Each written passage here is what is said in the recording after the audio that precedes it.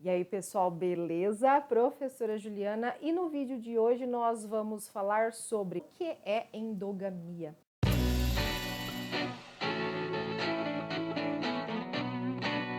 Bom, endogamia, então, é a mesma coisa que, no caso, que casamento consanguíneo ou consanguinidade. Mas o que significa esse termo? É quando a gente tem casamento entre parentes de uma mesma família. Por exemplo, casamento entre primos ou entre tia e sobrinho, e casamentos que acontecem dentro de um círculo familiar. E qual que é o problema desse tipo de casamento? O problema é que esse tipo de casamento acaba causando, quando ele tem descendentes, né, quando há a reprodução, nós temos a exposição de genes raros. O que isso significa?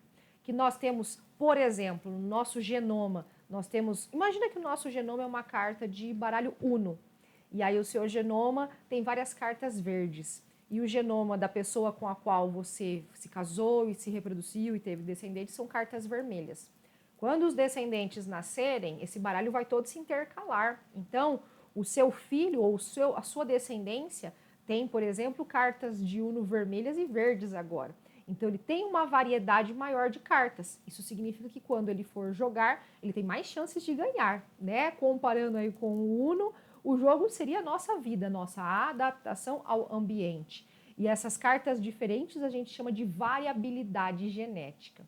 Pois bem, quando a gente tem o casamento consanguíneo entre membros da mesma família, imagina que todos nós tenhamos só cartas verdes. E se a gente casa com alguém que tem carta verde, a chance dessa pessoa ter a mesma carta do baralho que a gente é muito grande. Ou seja, nós não conseguimos completar as jogadas, vai ser mais difícil, porque nós temos somente uma cor de baralho. Então, o que isso significa na vida real? E quando a gente se casa com alguém de parentesco muito próximo, de primeiro grau, segundo grau, isso vai fazer com que a nossa variabilidade genética, as variações nos nossos genes, elas sejam menores, porque nós estamos trabalhando com um material genético de uma mesma família. Então, esse é um problema, por quê? Porque nós podemos expor genes raros. O que são genes raros? Genes que poderiam causar algum tipo de anomalia, algum tipo de doença. E se eu me casar com uma pessoa desconhecida em termos de material genético, esses genes nunca vão se expressar.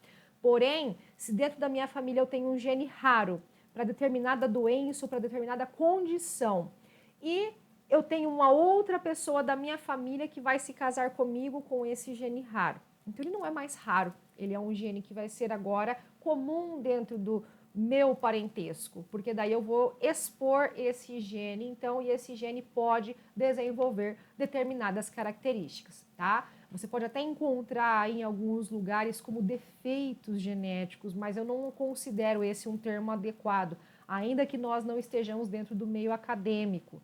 Não é um defeito, é uma condição que o nosso genoma acaba expressando, ok?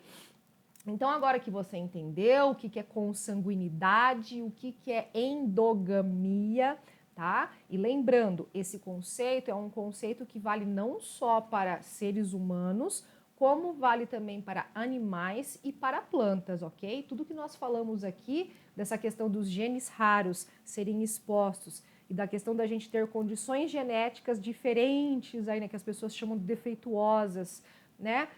Podem acontecer tanto em animais quanto plantas. Então, as plantas, a gente sempre permite que essas novas sementes que vão ser cultivadas tenham variabilidade genética, ou seja, elas são cruzadas entre indivíduos diferentes e de materiais genéticos diferentes para que eu consiga expressar características boas, mas que eu tenha uma base genética ampla. Quando a gente pensa, por exemplo, em características boas para a planta, seria a produtividade, teor de proteína do grão, resistência à seca e por aí vai, certo? E para que eu consiga essas características, eu preciso cruzar plantas diferentes a fim de que essas características se tornem expressas.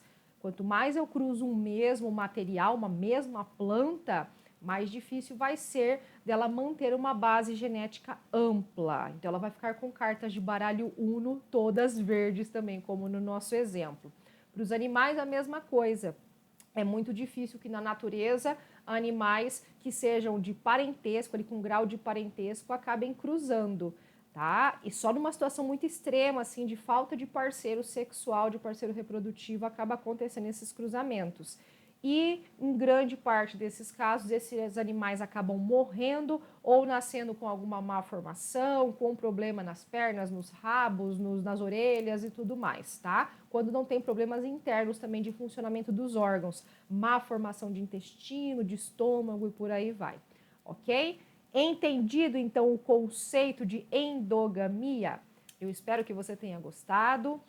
Compartilha com alguém que não conhecia o conceito ou a definição de endogamia, de consanguinidade, das condições que a consanguinidade traz para a gente, para as plantas, para os animais, porque afinal de contas, você já sabe, biologia não é só para você decorar genética, hemofilia, casamento consanguíneo pro teu vestibular. Não só. Biologia é para a sua vida.